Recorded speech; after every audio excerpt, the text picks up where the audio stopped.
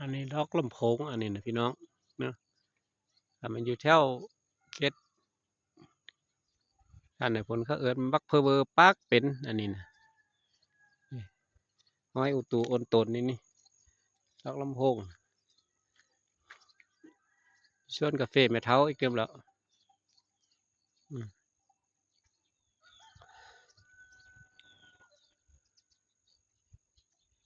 บักเพอเบอร์ปากเป็นนี่นะ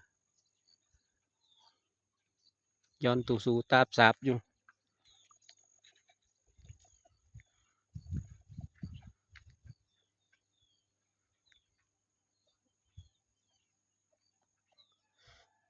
น่าก็เป็นส่วนกาแฟแม่เท้าอยู่นั่นนะนั่นกาแฟไล่แม่เท้ากาแฟไล่กาแฟราคาสูงปีนี้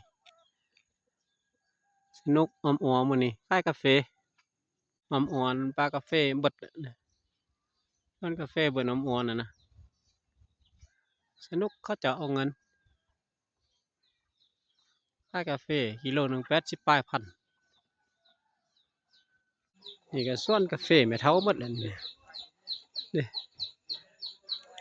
งามงามพี่น้องส่วนกาแฟแม่เท้ามันมดอมอ่อนมันนี่อมอ่อนนี่มันได้ส่วนกาแฟทั้งนั้น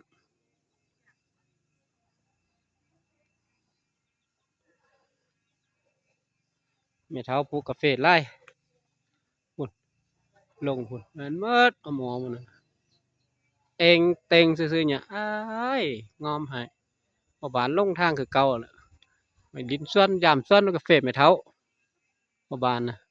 ฝนก็ตกห่ำมื้อนี้บ่ฮู้ทางกลับบ่ฮู้สิไปไสมาไสแหละหมดอยู่นี่แหละหมดส่วนกาแฟแม่เท้าเนี่ย